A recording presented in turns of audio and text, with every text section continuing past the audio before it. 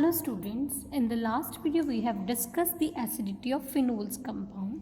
When electron withdrawing group are present on the phenol, they increase the acidity of the phenol. How does this happen? Because electron withdrawing, when phenol molecule act as acid, it will give H positive ion and phenoxide ion. Any factor which stabilize this phenoxide ion will increase the acidity, and the factor which decrease the stability of these phenoxide ion will decrease the acidity. Now we have negative charge here. Any electron withdrawing group will decrease the intensity of this negative charge, they will increase acidity, and any donating group will increase because donating group है तो वो electron phenoxide को देगा, चाहे वो ortho position पे चाहे para position पे है. तो डोनेटिंग ग्रुप नेगेटिव चार्ज की इंटेंसिटी बढ़ा देगा और एसिडिटी डिक्रीज कर देगा. फिनोल मॉलिक्यूल फिनोक्साइड और H positive that is acid तभी बिहेव करेगा अगर ये डिसोसिएशन ईजी हो. डिसोसिएशन ईजी तभी होगी अगर फिनोक्साइड स्टेबल होएगा.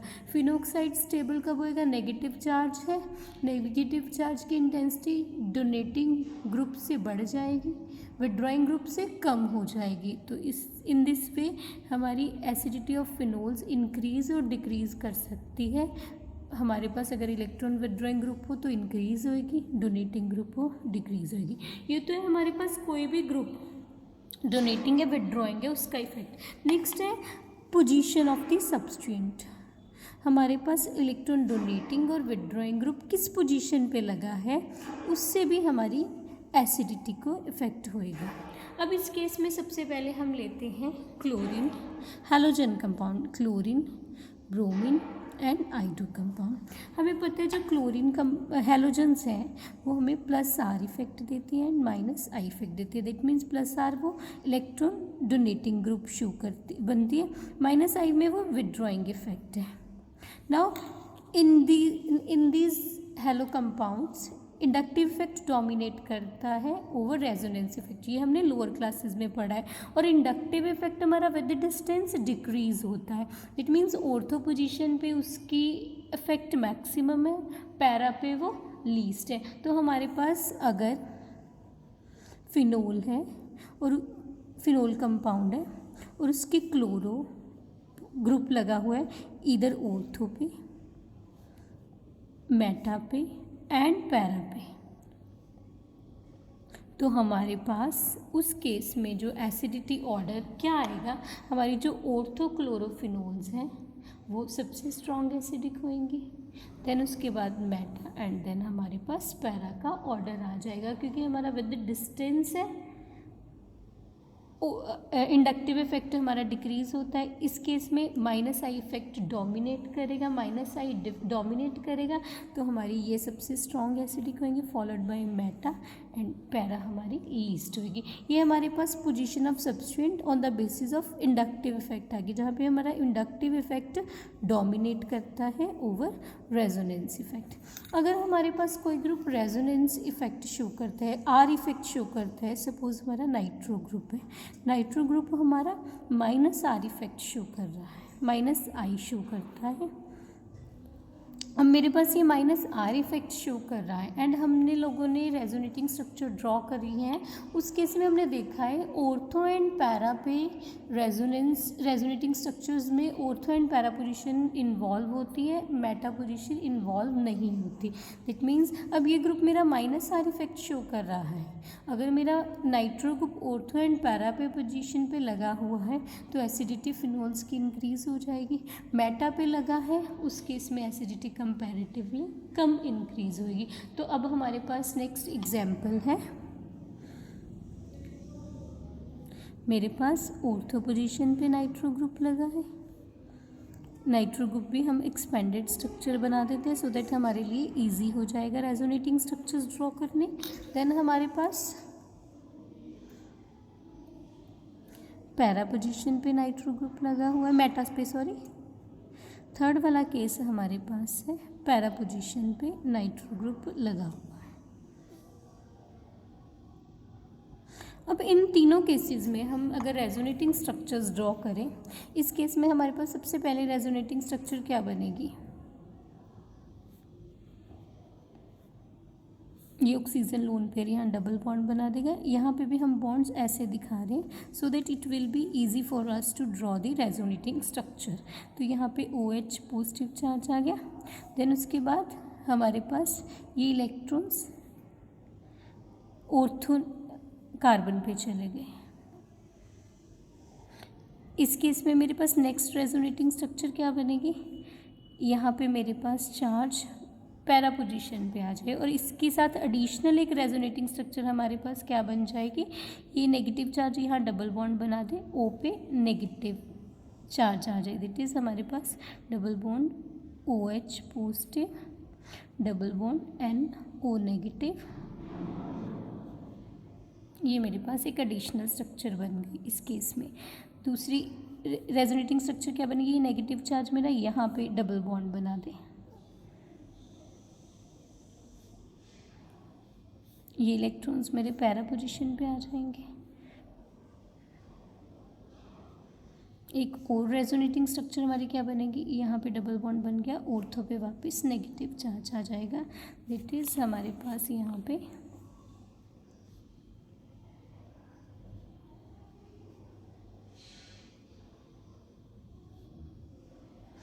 पे डबल बॉन्ड बना, वापस O पे चार्ज आया, तो मेरे पास ये ओरिजिनल स्ट्रक्चर आ गया। दैट मीन्स इस केस में तीन मेरी रिंग पे जब नेगेटिव चार्ज आ रहा है, 2 ऑर्थो पोजीशन और एक पैरा पे, और एक एडिशनल स्ट्रक्चर बन रही है दैट इज़ O पे नेगेटिव आ रहा है। O being electronegative atom, negative charge उस पर डिस्पर्स हो रहा है, तो ये भी मेरे पास स्टेबल स्ट्रक्चर आ रही है। स्टेबल स्ट्रक्चर है मेरी ऑर्थो के केस में, 4 रेजोनेटिंग स्ट्रक्चर बन रही है। मेटा के केस में अगर हम यहाँ पे देखेंगे, मेरे पास ऑर्थो पोजीशन पे नेगेटिव चार्ज आए, पैरा पे आए, मेटा पे आए नहीं, तो इस केस में सिर्फ मेरा -I इफेक्ट इन्वॉल्व होएगा, क्योंकि जहाँ पे नाइट्रो ग्रुप मेरा मेटा पे लगा हुआ है वो तो रेजोनेंस में इन्वॉल्व नहीं होएगा। इस केस में मेरे पास 3 ही रेजोनेटिंग स्ट्रक्चर बनेगी। दैट इज़ मेरा ऑर्थो पोजीशन पे नेगेटिव चार्ज आ गया। देन उसके बाद मेरे पास पैरा पोजीशन पे नेगेटिव चार्ज आ जाएगा। देन उसके बाद नेक्स्ट वाले केस में मेरे पास यहाँ पे मेटा पे तो नाइट्रो लगा हुआ है, नेक्स्ट केस में मेरे पास ऑर्थो पे फिर से नेगेटिव चार्ज आ गया।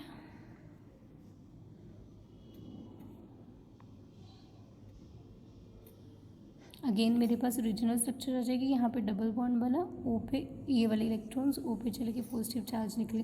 इट मीन्स इस केस में मेरी 3 रेजोनेटिंग स्ट्रक्चर बन रही है और मेरा नाइट्रो ग्रुप रेजोनेंस स्टेबलाइजेशन में इन्वॉल्व नहीं हो रहा, यहाँ पे उसका सिर्फ -I इफेक्ट ही आ रहा है।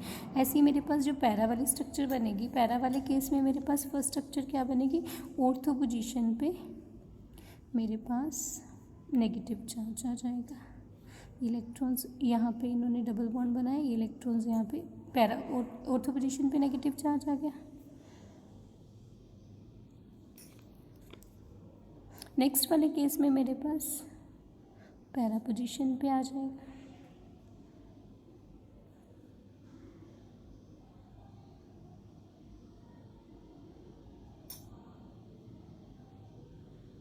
यहाँ पे एक एडिशनल स्ट्रक्चर बनेगी,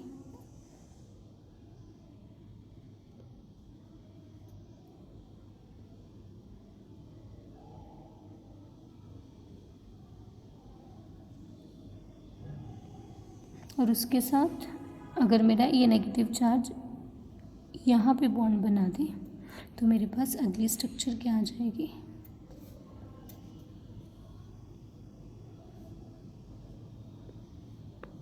अगेन ऑर्थो पे मेरे पास नेगेटिव चार्ज है।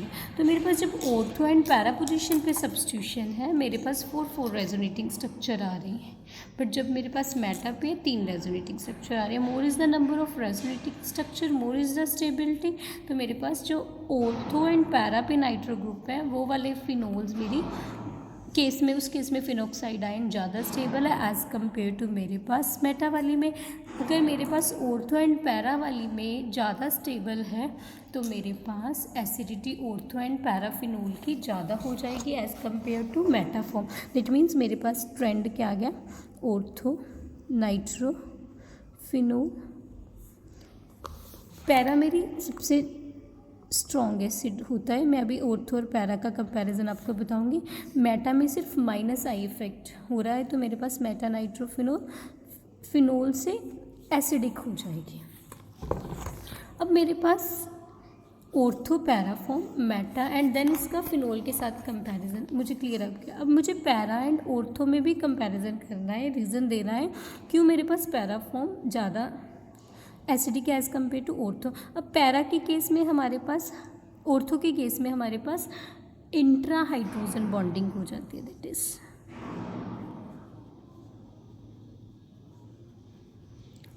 इस वजह से इसकी एसिडिटी डिक्रीज हो जाती है as compared to para form. That's why हमारे पास पैरा नाइट्रोफिनोल सबसे स्ट्रॉन्ग एसिडिक होगी, फॉलोड बाय ऑर्थो, देन मेरे पास मेटा एंड देन मेरे पास लीस्ट फिनोल्स एसिडिक हो जाती हैं। देन उसके बाद है number of electron withdrawing group. अगर मेरे पास किसी मॉलिक्यूल में more number of electron withdrawing group है तो उस केस में मेरी more is the number of electron withdrawing group, more is the acidity of phenols. यहाँ पे मेरे पास है, अगर मेरे पास ऑर्थो पैरा सब्स्टिट्यूटेड नाइट्रोफिनोल से दैट इज 2,4,6 नाइट्रोफिनोल, ये मेरी सबसे स्ट्रॉन्ग एसिड हो जाएगी बिकॉज 3 विदड्रॉइंग ग्रुप यहाँ पे प्रेजेंट है।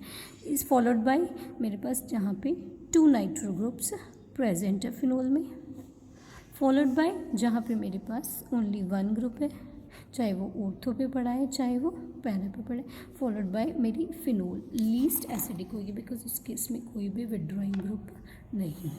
तो ये मेरे पास इलेक्ट्रॉन विदड्रॉइंग के केस में माइनस आई वाले इफेक्ट में हमने क्लोरीन वाला पढ़ा, माइनस आर वाले इफेक्ट में हमने नाइट्रो वाली एग्जाम्पल्स पढ़ी। वी कैन ईजिली एक्सप्लेन कि हमारे पास तीनों में से कौन सी पोजीशन पे ऑर्थो मेटा पैरा में एसिडिटी ज़्यादा है और कौन सी में हमारे पास कम एसिडिटी है। देन उसके बाद हमारे पास डोनेटिंग ग्रुप की हम बात करते हैं, इलेक्ट्रॉन डोनेटिंग ग्रुप। यहाँ पे हम क्रिसोल्स लेते हैं, cresols ortho meta and para cresol. Cresol मेरे पास OH पे CH3 ग्रुप लगा होता है।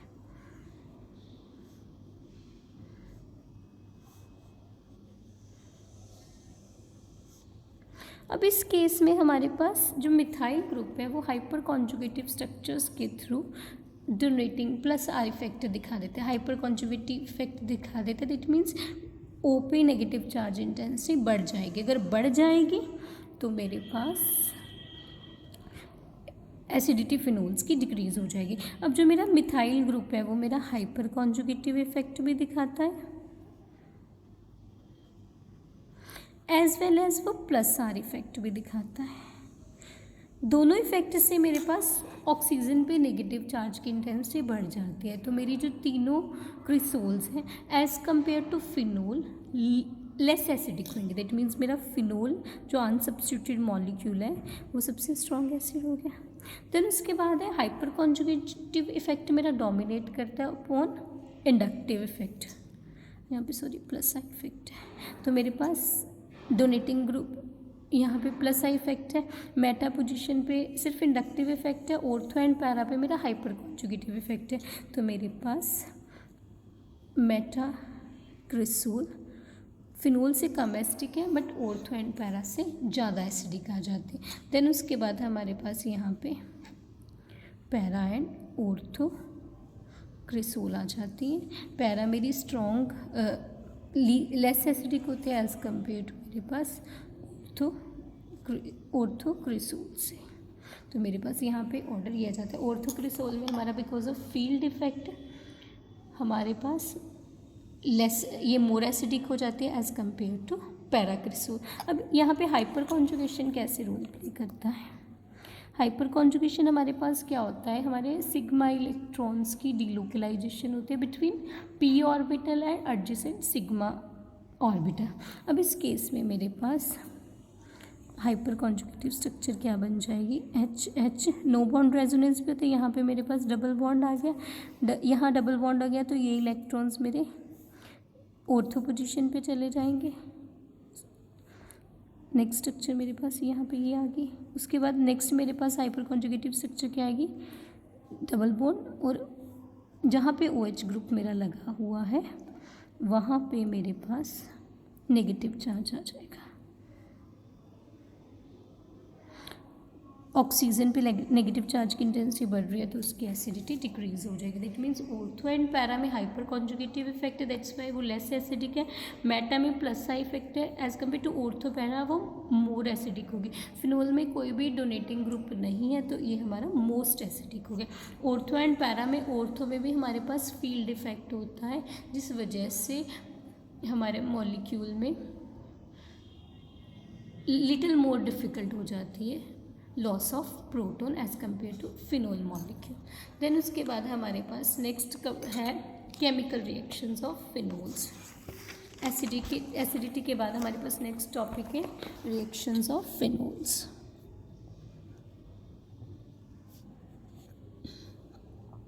इसमें सबसे पहली रिएक्शन है हमारी ईथर फॉर्मेशन। ईथर फॉर्मेशन भी हमारे पास इस रिएक्शन का नेम है विलियमसन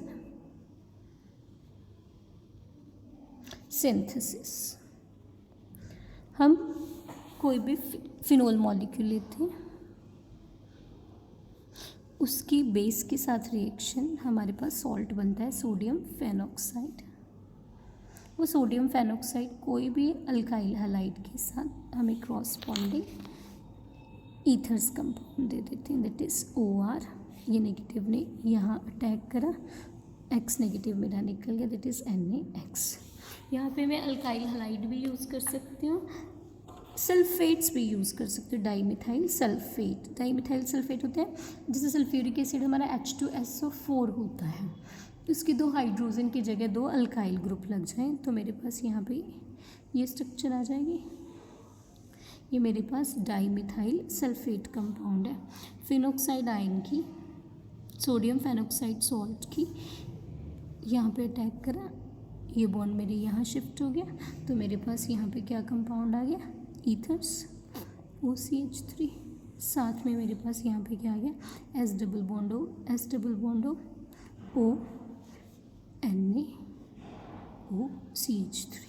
ऐसे इस केस में एक मिथाइल ग्रुप पड़ा है तो नेक्स्ट फिनॉक्साइड मॉलिक्यूल इसके साथ रिएक्शन करके, दैट मीन्स एक डाईमिथाइल सल्फेट के साथ 2 फिनॉक्साइड रिएक्ट करके मुझे 2 फिनोल ईथर्स दे जाएंगे, 2 ईथर कंपाउंड दे देंगे और साथ में मेरे पास यहाँ पे सोडियम सल्फेट आ जाएगा, सोडियम सल्फेट आ जाएगा, Na2SO4 आ जाएगा मॉलिक्यूल। देन उसके बाद हमारे पास है क्लेजन रीअरेंजमेंट में उस मॉलिक्यूल में रीअरेंजमेंट होता है और हमारे पास अलाइल ईथर्स की जगह अलाइल फिनोल्स बन जाते हैं। तो हमारा जो नेक्स्ट रिएक्शन है क्लेजन रीअरेंजमेंट। अब इस केस में हमारे पास क्या हो रहा है, ऐसा मेरी मॉलिक्यूल है अलाइल ईथर्स। अलाइल कंपाउंड्स होते हैं डबल बॉन्ड के साथ कार्बन पे कुछ भी फंक्शनल ग्रुप लगा होता है। अलाइल ईथर मीन्स यहाँ पे मेरे पास डबल बॉन्ड के साथ वाली कार्बन पे मेरा ईथर ग्रुप लगा हुआ है तो ये मेरे कंपाउंड्स हैं अलाइल ईथर्स। जब ये मॉलिक्यूल, ये रिएक्शन हमारी कंसर्टेड रीअरेंजमेंट के थ्रू होती है, पेरिसाइक्लिक रिएक्शन होती है। जब हम इस मॉलिक्यूल को हीट करते हैं नियरली 473 केल्विन पे, मेरे पास यहाँ पे अलाइल एल्कोहल्स बन जाती हैं, दैट इज CH2।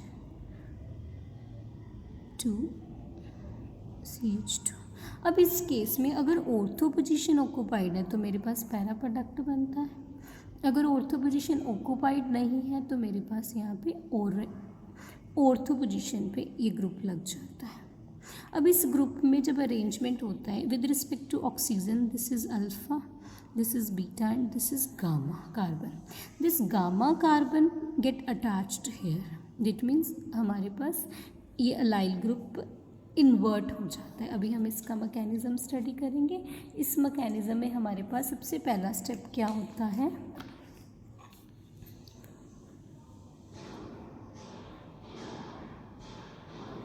मेरे पास ये कंपाउंड है, गामा पोजीशन वो अटैक दिखाने के लिए गामा कार्बन को मैं रेड से लिख रही हूँ।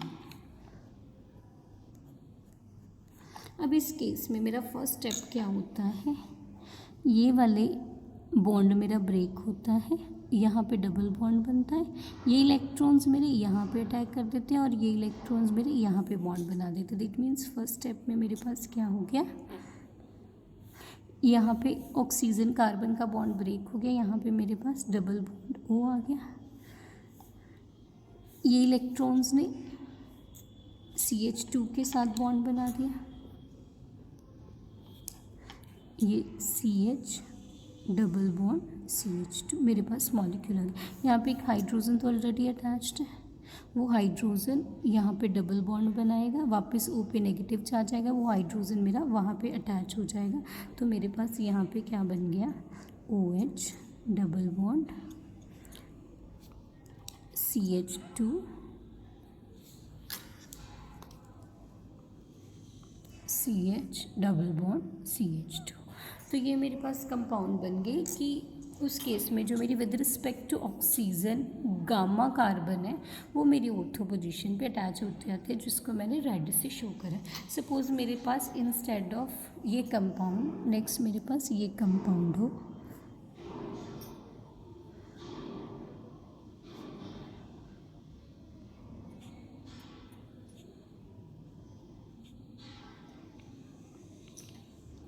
अब इस केस में हम क्या कह रहे हैं, जो मेरी गामा कार्बन है with respect to that is alpha beta gamma, ये ऑर्थो पोजीशन पे अटैच होते हैं। दैट मीन्स मेरे पास इसको भी हम ऐसे दिखाएंगे तो हमारे पास बॉन्ड फॉर्मेशन इजीली हमें क्लियर हो जाती है। अगेन हमारा ये वाला बॉन्ड यहाँ डबल बॉन्ड बना गया, ये इलेक्ट्रॉन्स मेरे यहाँ पे बॉन्ड बना देंगे, ये इलेक्ट्रॉन्स मेरे यहाँ पे आ जाएंगे। तो इस केस में मेरे पास क्या प्रोडक्ट आ जाएगा,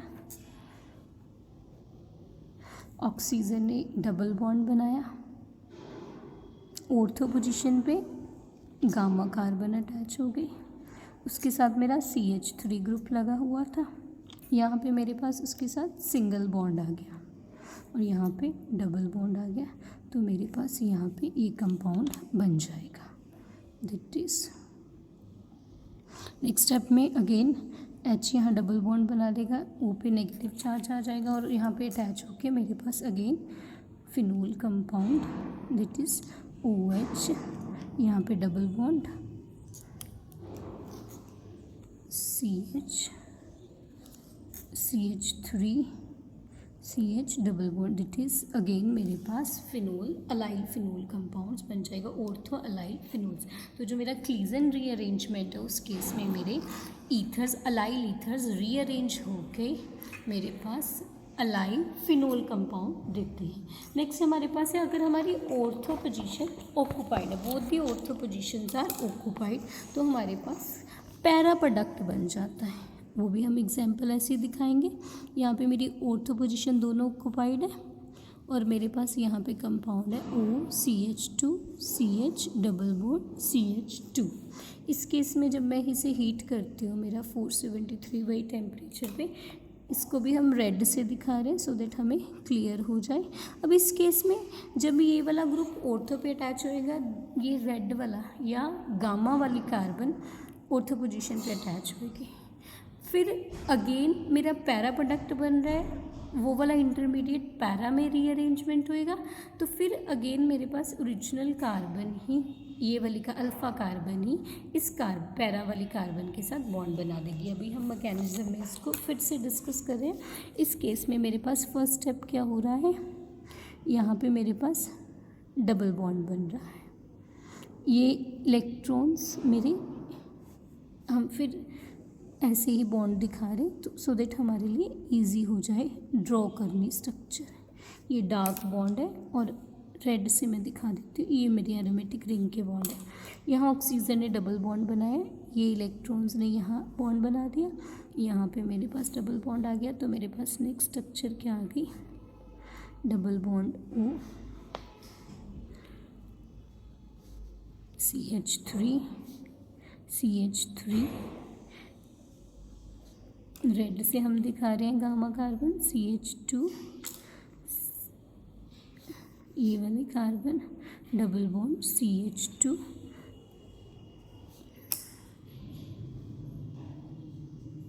नेक्स्ट मेरे पास क्या होएगा, इस मॉलिक्यूल में ये वाला बॉन्ड मेरा ब्रेक होएगा, ये वाले बॉन्ड के इलेक्ट्रॉन्स यहाँ बॉन्ड बना देंगे और ये इलेक्ट्रॉन्स मेरे यहाँ पे डबल बॉन्ड बना देंगे।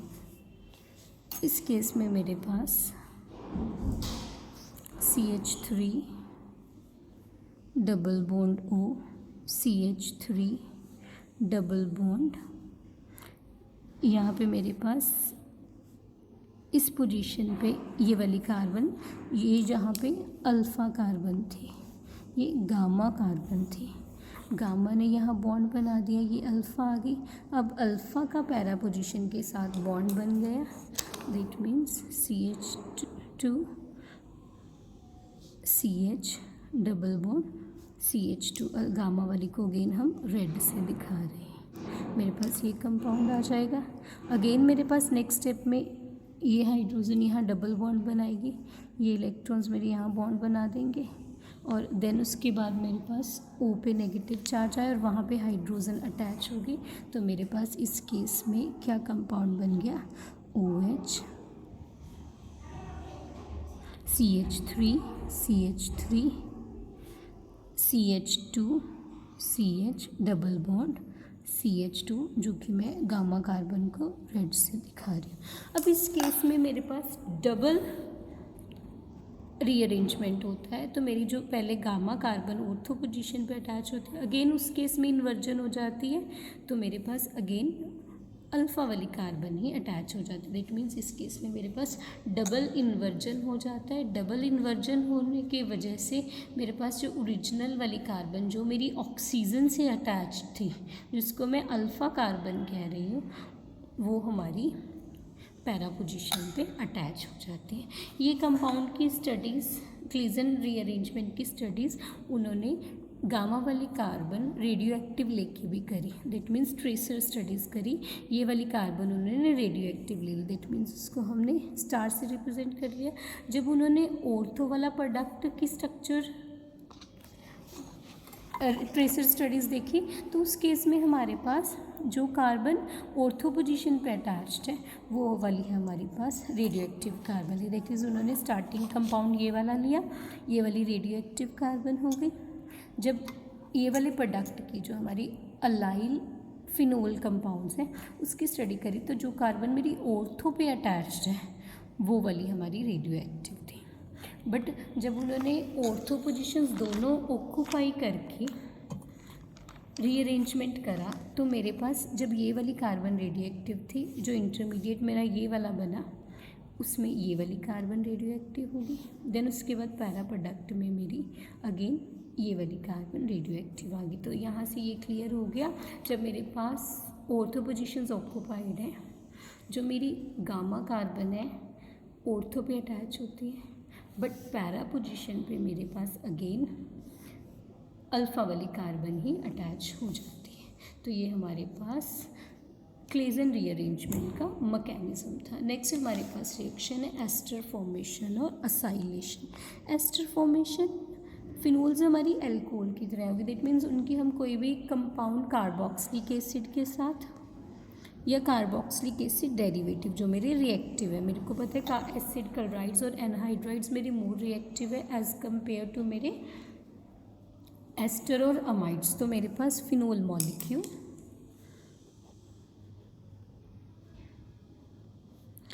कोई भी एसिड क्लोराइड CH3COCl के साथ रिएक्शन करके मेरे को एस्टर्स दे देंगे, that is O, C double bond O CH3 और साथ में मेरे पास एसिड दैट इज़ HCl। अब एसिड यहाँ पे प्रोड्यूस हो रहा है तो हम यहाँ पे कोई बेस पिरिडीन या कुछ और ले लेते हैं जो कि हमारी रिएक्शन को फॉरवर्ड डायरेक्शन में कैरी करने में हेल्प करता है, क्योंकि जो भी एसिड HCl प्रोड्यूस हो जा रहा है वो पिरिडीन के साथ सॉल्ट बनाई जाता है, तो हमारे पास क्रॉसपॉन्डिंग एस्टर्स आ जाते हैं। नेक्स्ट हमारे पास है, अब इस केस में हमारे पास मैकेनिज्म क्या है, ये लोन पेयर ऑफ ऑक्सीजन इस पे अटैक करता है, O पे नेगेटिव चार्ज आता है, नेगेटिव वापस बॉन्ड बनाता है, ये Cl नेगेटिव मेरा निकल जाता है।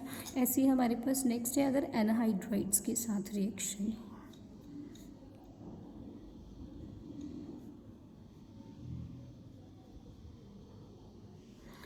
अगेन ये वाला ग्रुप मेरा निकल गया, दैट मीन्स मेरे पास O C double bond O CH3 साथ में मेरे पास एसीटेट आयन आ गया, C double bond O negative. Again acidic है, अगेन मेरे पास यहाँ पे पिरिडीन बेस चाहिए जो मेरी रिएक्शन को फॉरवर्ड डायरेक्शन में कैरी करने में हेल्प करता है। तो ये हमारे पास डिफरेंट रिएक्शंस होगी एस्टर फॉर्मेशन की।